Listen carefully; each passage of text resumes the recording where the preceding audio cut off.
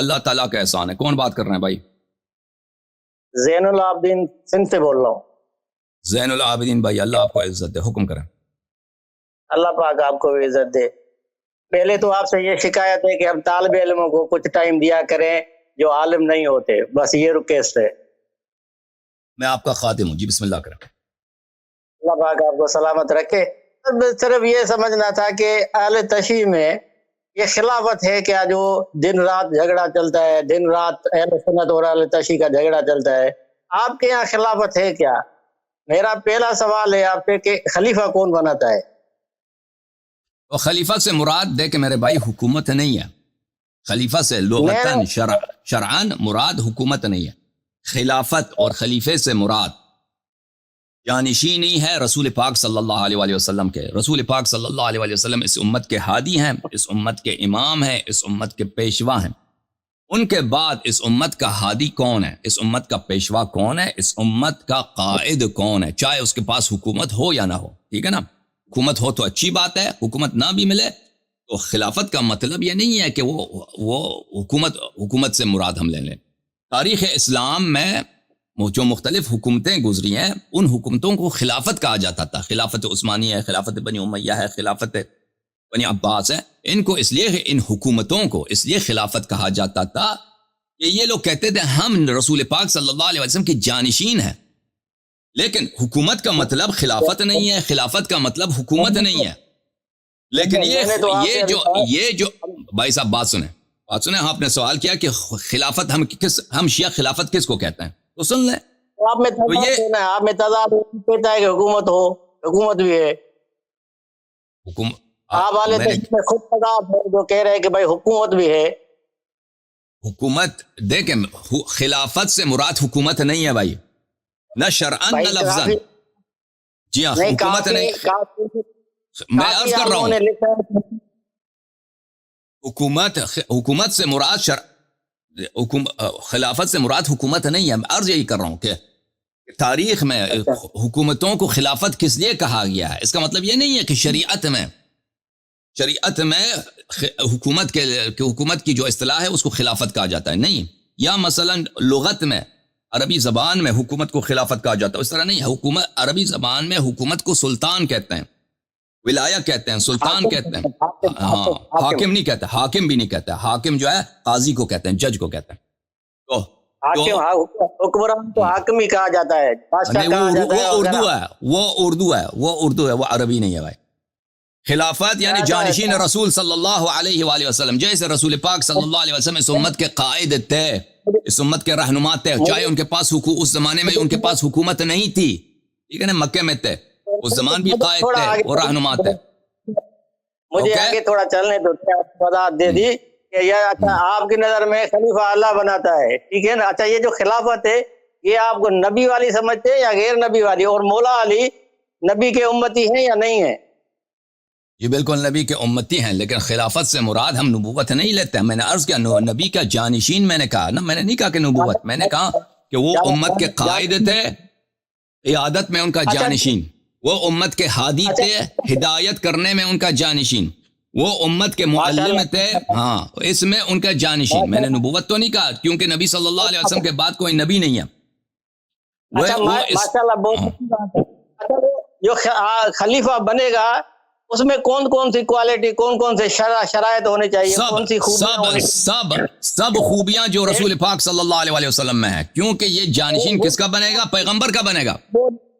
پیغمبر آپ نے کہا وہ نبی ہیں، ہاں، وہ نبی ہیں، لیکن وہ قائد بھی ہیں نا. ان کے بعد کوئی نبی نہیں ہے، لیکن ان کے فرائض تو موجود ہیں.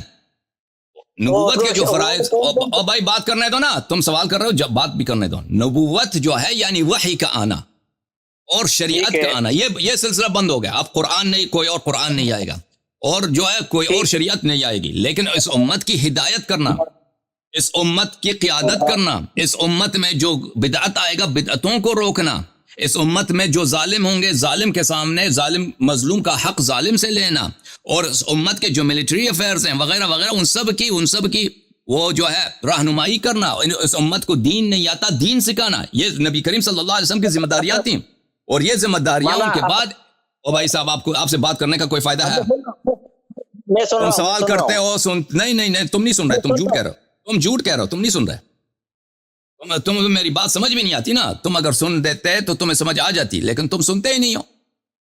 तो ये नबी करीम सल्लल्लाहु अलैहि वसल्लम का, क्योंकि वो सब्स्टिट्यूट है, नबी करीम सल्लल्लाहु अलैहि वसल्लम के मसनद पे बैठने वाला शख्स है, लिहाजा उसमें वो तमाम क्वालिटीज, वो तमाम खुसूसियात जो नबी करीम सल्लल्लाहु अलैहि वसल्लम में हैं उसमें होनी चाहिए। ठीक है ना? इस्मत है, उसमें आलमियत है, अफजलियत है, उसमें यह है कि सबसे अशजा हो, सबसे अफजल हो, सबसे अतहर हो, ये तमाम क्वालिटीज उसमें होने चाहिए। अच्छा, अभी हमारे पास कोई एक दो तीन वीडियो कॉलर हैं, लेकिन मुझे लगता है कि ये वीडियो कॉलर ये जो हैं तैयार नहीं है। अस्सलाम वालेकुम। सलाम अलैकुम। कौन है मेरे साथ भाई? मैं अली हैदर करार मेरा नया नाम है जी सर। मैं अब मुसलमान हूँ और जी मेरा भाई। नया नाम है अली हैदर करार। तो अली सर हैदर आपसे करार। बात करने के लिए, अरे अली हैदर करार मेरा न्यू नेम है, जी, जो मुस्लिम जी, नेम जी। है ना। मैं इंडिया से जी, बात जी। कर रहा हूँ। पहले क्या मेरा थे? पुराना नाम था, मैं पहले सिख था, सरदार सुंदर सिंह लाल था मेरा नाम। वाह जी वाह। तुसी पंजाबी आंदी है? हाँ जी, हाँ जी, पंजाबी गल करो। मैं पंजाबी पंजाबी आंदी है, करो गल। साडे नाल। हाँ, पंजाबी च बोलो तुसा। ठीक है, पंजाबी गल करो, कोई प्रॉब्लम नहीं। सर मैं ਤੁਹਾਡੇ ਨਾਲ ਗੱਲ ਕਰਨ ਵਾਸਤੇ 2 ਮਹੀਨੇ आप ਹੋ ਗਏ। मुसलमान होए ने? ਮੈਨੂੰ 6 ਮਹੀਨੇ ਹੋ ਗਏ ਆ ਤੇ ਘਰੋਂ ਬਾਹਰੋਂ ਫਾਰਗ ਹੋ ਗਿਆ ਮੈਂ ਲਹਿਦਾ ਰਹਿਣਾ ਪਿਆ ਮੈਂ। ਹੁਣ ਮੇਰੀ 800 ਏਕੜ ਜ਼ਮੀਨ ਸੀ ਜਿਹੜੀ ਮੇਰੇ ਹਿੱਸੇ ਚ ਆਉਣੀ, ਮੈਂ ਛੱਡ ਦਿੱਤੀ ਹੈ ਹੱਕ ਦੀ ਖਾਤਰ। 800 एकड़? ਹਾਂਜੀ, 800 ਮੇਰੇ ਹਿੱਸੇ 'ਚ ਏਕੜ। 800 ਏਕੜ ਜ਼ਮੀਨ।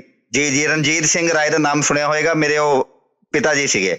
ਉਹਨਾਂ ਨੇ ਮੈਨੂੰ ਬੇਦਖਲ ਕਰਤਾ ਘਰੋਂ ਤੇ ਮੈਂ ਬੇਦਖਲ ਹੋ ਕੇ ਆਪਣਾ ਲਹਿਦਾ ਰਹਿ ਰਿਹਾ। ਮੈਂ ਕਾਲਜ ਪੜ੍ਹਾ ਰਿਹਾ, ਮੈਂ ਪ੍ਰੋਫੈਸਰ ਹਾਂ ਇੱਥੇ ਪੰਜਾਬ 'ਚ। अच्छा, तुसी महाराजा रणजीत सिंह दे नस्ल तू हो? ਹਾਂਜੀ ਹਾਂਜੀ ਹਾਂਜੀ ਹਾਂਜੀ। अच्छा, ओके।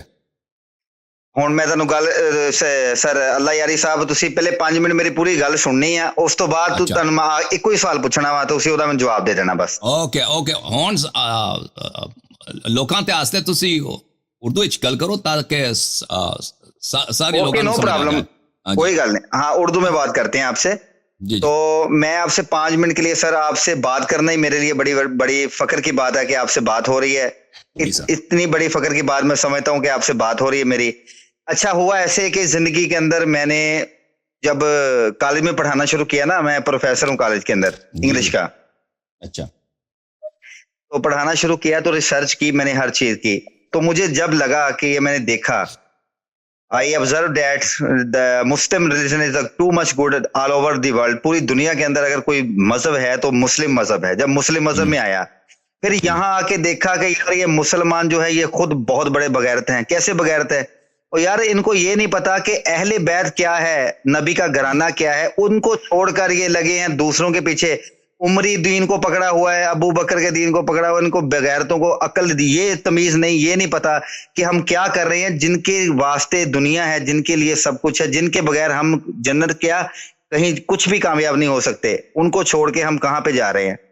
मुझे तो सबसे बड़ा धचका ये लगा, सबसे बड़ा धचका जब मैं आया, मैंने फिर पूरी रिसर्च करके ना, 6 साल हो गए सर मुझे रिसर्च करते हुए, सब बात का रिसर्च करके आखिर में नतीजा ये निकाला कि 12 इमाम और नबी पाक सल्लल्लाहु अलैहि वसल्लम का जो घराना है, इनके अलावा कहीं कामयाबी नहीं है। कुछ भी कर लो कामयाबी नहीं है। मुझे समझ में ये नहीं आती इनकी अकल पे पर्दे क्यों पड़े हैं। यार इनको पड़े, मुझसे ज्यादा दीन के बारे में जानते हैं, मुझे तो पता नहीं। मैं तो चलो अभी नया नया आया ना, इनको तो पता नहीं होने के बावजूद भी ये अकल पे इनके पर्दे कैसे पड़े हुए हैं। इनको कुछ नहीं पता चलता कि क्या हक क्या है और क्या हक नहीं है। बिल्कुल सही फरमा रहे हैं, सही फरमा रहे हैं। जब मैं मुसलमान हुआ ना, मुसलमान हुआ सर, मुसलमान हुआ तो यहाँ पे थे लोग थे कुछ ऐसे सबके, मैंने कहा मुसलमान हो तो गया, इसमें फिरके ही बड़े बड़े हुए हैं। कोई सुन्नी है, कोई देवबंदी है, कोई कुछ है, पता नहीं क्या कुछ बना हुआ है। फिर सबके अंदर मैंने जायजा लिया। वो तबलीगी जमात वालों के साथ भी गया, 40 दिन लगा के आया, वहां पे भी धक्के खा के आया। सब कुछ देखने के बाद जब पता चला कि अल्लाह के नबी की मौला अलैहिस्सलाम की अली मौला अलैहिस्सलाम की लानत है सूफी के ऊपर कि जो घर बार छोड़ के अपने हकूकल बाद को छोड़ के दूसरे अल्लाह को राजी करने गया। कौन से अल्लाह को राजी करेगा? पहले घर वालों को तो राजी कर ले जो तुम्हारे इंतजार में बैठे हैं। वो लोगों के भांडे मांजने शुरू कर दें क्या, बर्तन मांजे लोगों के? जी सर। पता नहीं यार लोगों की कैसे बेवकूफ लोग हैं ये। पाकिस्तान के मैंने देखे वो मौलवी सुने, लानत है इनकी जार के ऊपर, मादर चौथ साले बगैर। अब सॉरी मैं गाली मेरे मुंह से निकल रही, मेरे से बर्दाश्त नहीं हो रहा, मेरे अंदर जो जज्बात है, मेरे जज्बात को समझने की कोशिश करें। सही मेरे घर में जब ये पता चला, हाँ मेरे घर में पता चला मैं हक के इंसाफ पे हूँ। मौला अली इस्लाम का एक मैंने सुना था कि हक पे चलना ऐसे है जैसे अंगारों पे चलना है, और सबसे पहले दुश्मन तुम्हारे घर वाले बन जाएंगे जब हक पर चलोगे। मैं हूँ हक इंसाफ वाला, मेरे घर का आदमी गलत है मैं उसकी भी गर्दन उतार दूंगा, ये गलत है, जो गलत है वो गलत है। सही, ठीक है जी। अच्छा, अगली बात ये, जब पता चला तो मैं अपने सर, मुझे घर से बेदखल कर दिया। मैं कहा नो प्रॉब्लम, दुनिया में कुछ ना मिले ना मिले, आखिरत में बस उनकी मोहब्बत मिल गई है, मौला अली इस्लाम की अहले बैत की मोहब्बत मिल गई है, मुझे कुछ भी नहीं चाहिए, मुझे अंगारों पे भी सोना पड़े मैं सो जाऊंगा। ये तो मुसलमान नाम के बने हुए हैं, इनको तो पता ही नहीं किसी चीज का। इन बगैरतों को ये नहीं पता कि मोहसिन अलैहिस्सलाम कैसे शहीद हुए, इनको ये नहीं पता कि हजरत बीबी फातिमा पे क्या जुल्म हुआ, इनको ये नहीं पता ये अंधे हैं, ये पागल के बच्चे हैं, इनका दिमाग नहीं काम करता, इनको दीन का क्या पता, ये कौन से दीन को लेकर फिर रहे हैं यार, ये माविया को लेकर फिर रहे हैं और उसको यजीद को लेकर। उनकी वो मैंने पाकिस्तान का एक मौलवी पता नहीं क्या नाम है, लियास कादरी क्या पता नहीं, लियास के पता नहीं कश्मीरी क्या है, वो कहता जी माविया के साथ ही मैं उठूं, लानत तेरी जिंदगी के ऊपर, बगैरत के बच्चे, तेरी वजह से कितने लोग काफर हो गए और तेरे अकीदे पे चल रहे हैं लोग। बेवकूफ, तुझे ये नहीं पता कि तेरी उम्र कितनी है, वो दीन का तूने इतना मुताला किया, तुझे हक का नहीं पता। माशाल्लाह यार मैं हैरान उनकी सोचों के ऊपर यार, मैं लानत देता हूँ इन कमीनों के ऊपर, और खुदा की कसम मेरे सामने ही आ जाए मैं इनकी गर्दनें उतार दूं पकड़ के, मैं ऐसे दिमाग का इंसान हूं, मुझे नफरत है इन लोगों से यार, ये कैसा दीन है यार। सही फरमा रहे हैं आप, बहुत खुशकिस्मत हैं, शर्म ही नहीं आती। आप इंडियन पंजाब में रहते हैं ना, तो इन मौलवियों से आपका वास्ता कम ही पड़ता है, ये बहुत मेरा सर, मैंने सब सुना इनको, मैंने सर इनको सुना, मैंने सब सुना, मैंने 6 साल हो गए मुझे खपते हुए, 6 महीने पहले मैं तो हुआ ना अभी मुस्लिम, तो होने के बाद मुझे पता चला कि असल क्या चीज है, हक अहले बैत, हक बस कुछ नहीं है दुनिया के अंदर, अहले बैत बस, बिल्कुल सही फरमा रहे हैं, हक है, इनको पकड़ेंगे तो कामयाबी है। अल्लाह ने आपको हिदायत दिया है, अल्लाह ने आपको जो सरवत दिया है, जो सरमाया दिया है, ये दुनिया के किसी भी 800 एकड़ तो क्या 10 लाख एकड़ से भी इसका कोई कंपैरिजन नहीं है। खुदावंद हमारी दुआ है कि अल्लाह ताला आपको इज्जत दे, आपके घर वालों को इंशाअल्लाह तबारक व तआला सेहत तुल उम्र दे, और इंशाअल्लाह आपके जो रिश्तेदार हैं इंशाअल्लाह आपकी वजह से और आपकी मिसाल को देखकर वो भी इंशाअल्लाह इस्लाम की तरफ, ईमान की तरफ राग़िब हों, और इंशाअल्लाह तबारक व तआला अल्लाह ताला आपको दुनिया में जिस तरह मोहब्बत अहले बैत अलैहिमुस्सलाम से नवाजा है और वो नूर अता किया, इंशाअल्लाह आखिरत में हमारी दुआ है कि आप इंशाअल्लाह रसूल पाक सल्लल्लाहु अलैहि वसल्लम और अइम्मा ताहिरीन अलैहिमुस्सलाम अहले बैत ताहिरीन अलैहिमुस्सलाम की सोहबत में महशूर हूँ। बहुत मेहरबानी आपकी भाई साहब, सर अल्लाह आपको इज्जत दे। मैं जी 2 मिनट के लिए और बात करूंगा सर। मेरे अभी आंखों में आप देखेंगे ना, मेरे आंखों में आंसू हैं अभी इस चीज के लिए कि यार ये कौन से मुसलमान है यार, इनको ये किस नाम के मुसलमान है। मुझे बहुत दुख है यार इस बात पे। बिल्कुल सही फरमाया। मुझे एक बीमारी लग गई थी, मुझे एक बीमारी लग गई थी। तो मुझे पता चला, मैं नमाज पहले वो हाथ बांध के जैसे वो पढ़ते हैं जैसे दूसरे वैसे पढ़ने के लिए, लेकिन मैंने हाथ छोड़ के मौला अली इस्लाम के जो हक है, जो हक की नमाज है वो पढ़नी शुरू की। मैंने झुक कर ना अहले बैर का वास्ता खुदा को दे के मैंने कहा या मेरे मौला अहले बैर का वास्ता तेनू मेरी मुश्किलें आसान कर दे। जी बिल्कुल, खुदा की कसम मेरे जिस्म से बीमारियां निकल गई, मेरा सब कुछ, मैं इतना सुकून के अंदर हूं। अगर मुझे इन अहले बैर के नाम पे मेरी गर्दन को उतार दे, मैं उतारने के लिए तैयार हूं, लेकिन मैं इनको नहीं छोड़ूंगा, चाहे मरना पड़ जाए, मुझे सब कुछ, दुनिया मेरी सब कुछ लुट जाए, मुझे कुछ नहीं चाहिए, मुझे यही है। मेरे सर 2 सवाल हैं आपसे, इसलिए मैंने आपको कॉल की है। सिर्फ 2 सवाल मेरे, 2 क्वेश्चन। क्या सवाल है बताएं। पहला क्वेश्चन मेरा ये है कि ये जो पता क्या, एक दिल में तजस्सुस है लेकिन जवाब नहीं मिल रहा, कहीं से ढूंढ के मैं तो मर गया, मुझे जवाब नहीं मिल रहा है। एक सवाल मेरा ये था, मुझे आपने मुख्तसर बस जवाब देना है, आपने जो बात मुंह से निकालनी है मेरे लिए वो हक है, मुझे दलीलों की जरूरत नहीं है, बस हाँ ना के मैं आपने जवाब देना है, मैं आपका टाइम भी नहीं ज्यादा लेता। सवाल ये है कि मौला अली इस्लाम ने जिन पर लानत की है, ये जो सूफी हैं, किन किस्म के सूफियों पे लानत की है। एक तो यहाँ पे कई दरबार बनाकर बैठे हैं, कई कुछ हैं। अभी कैसे जायजा लेंगे कौन सही है और कौन गलत है, इनका जायजा उनके अकीदे को देकर लिया जाएगा कि वो क्या अहले बैत को मानने वाले थे या दूसरे मौलवियों के थे, ये देकर मैं जायजा लूं या कुछ और कोई तरीका है इसका। अच्छा, दूसरा सवाल क्या? दूसरा सवाल मेरा ये है, जहां पे जाता हूं यार इतने बड़े लोगों से दीन सीखने के लिए ना, मुकम्मल पता नहीं है, अभी नमाज सीखी है, हर चीज सीखी है, आस्ता आस्ता आ जाएगा। دوسرا سوال یہ ہے کہ شرک جو ہے وہ کہتے ہیں شرک کی معافی نہیں ہے, خدا کبھی معاف نہیں کرے گا. میں مانتا ہوں شرک کو, ٹھیک ہے, کہ خدا کو معبود ماننا, اس کے سوا کسی کو بھی نہیں ماننا عبادت کے لائق. اگر میں مولا علیہ السلام سے مدد مانگتا ہوں تو وہ مدد میں یہ مانگتا ہوں سمجھ کے کہ ان کو اللہ نے عطا کیا ہے, ان کو اللہ نے عطا کیا ہے, اور وہ زندہ ہیں. زندہ لوگ جو ہیں وہ تو شہید ہیں, شہید تو زندہ ہیں. تو جتنے امام بھی ہیں سب شہید ہوئے ہیں, وہ زندہ ہیں. زندہ سے میں مدد مانگ سکتا ہوں, لیکن میرا عقیدہ یہی ہے کہ خدا کی ذات کے علاوہ عبادت کے لائق تو کوئی بھی نہیں ہے. ابھی زندہ لوگ جو میرے کوئی دوست ہے, میں فون پہ بات کرتا ہوں, وہ لوگ کہیں بیٹھا ہے, وہ دلی میں بیٹھا ہے, اس کو میں بولتا ہوں یار مجھے تمہاری مدد کی ضرورت ہے, تو یہ تو میں مدد اس لیے مانگ رہا ہوں, اس کو کوئی عبادت سمجھ کے نہیں مانگ رہا, اس سے مدد مانگ رہا ہوں اس لیے کہ وہ مجھ سے اچھا ہے, یا اس کے پاس پاور ہے مجھے دینے کے لیے, یا وہ مثال کے طور پہ مجھے 10,000 کی ضرورت ہے. سمجھ گیا بھائی صاحب, سمجھ گیا دونوں سمجھ گیا. آپ آن لائن سن لیں, ٹھیک ہے نا, آن لائن سن لیں. تھینک یو میرے بھائی. جی اوکے, جی, تھینک یو آن لائن سن لیں جواب. تھینک یو, خدا حافظ. آپ کا میں آپ کا دعا گوں, خدا حافظ. بہت مہربانی آپ کی, اللہ تعالیٰ آپ کو عزت دے. پہلی بات یہ ہے کہ یہ بالکل سچ ہے, احادیث میں اہل بیت طاہرین علیہم الصلاۃ والسلام نے اہل تصوف کو لعنت کیا ہے. اب تصوف کے بہت سارے فرقے ہیں, اس میں سے کس فرقے کی بات ہے؟ سب فرقے کی بات ہو رہی ہے. صوفی چاہے شیعہ ہو ظاہراً یا چاہے غیر شیعہ ہو, اس سے فرق نہیں پڑتا, صوفی ہوتا ہے. تو لیکن لازمی بات ہے کہ صوفیوں کی جو دشمنی ہے مذہب حقہ کے ساتھ اتنی نہیں جتنی نواسب کی ہے. یہ ایک پیمانے پہ نہیں ہے ان کا انحراف, ٹھیک ہے نا. ایک گروہ ہے جن کی دشمنی ہے اہل بیت طاہرین علیہم السلام ہے, ایک دوسرا گروہ ہے جو منحرف ہیں لیکن وہ اتنی دشمنی نہیں کرتے. وہ آپ کو اہل بیت علیہ السلام سے دور نکالیں گے, شریعت سے نکالیں گے, لیکن وہ اہل بیت علیہ السلام کے سامنے کھل کر دشمنی نہیں کرتے. تو صوفیہ کو سب کو لعنت فرمایا اہل بیت علیہ السلام ہے, اس میں کسی قسم کی تمیز نہیں ہے کہ تفریق ہو کہ یہ صوفی ملعون ہے یہ صوفی ملعون نہیں ہے. بہت سارے صوفی ہیں جو بظاہر شیعہ ہیں, وہ سب کے سب اگر یہ ثابت ہو, اگر یہ ثابت نہیں ہے کہ کوئی شخص صوفی ہے, ٹھیک ہے نا, صوفیوں کا اپنا طریقہ کار ہوتا ہے. مثلا ان میں سے وہ چلے جو نکالتے ہیں, وہ ریاضتیں نکالتے ہیں, یہ ایک پہچان یہ ہوتا ہے, پر وحدت وجود کے قائل ہوتے ہیں, اور پیری مرشدی کے سلسلہ کار ہوتے ہیں. ان میں سے جو مشترکات ہیں, اور پھر ان میں سے بہت سارے ہوتے ہیں کہ جن وغیرہ کے چکر میں بھی ہوتا ہے نا, جو وہ کرامات وغیرہ دکھاتے ہیں وہ اکثر جن وغیرہ کے طریقے سے ہوتا ہے.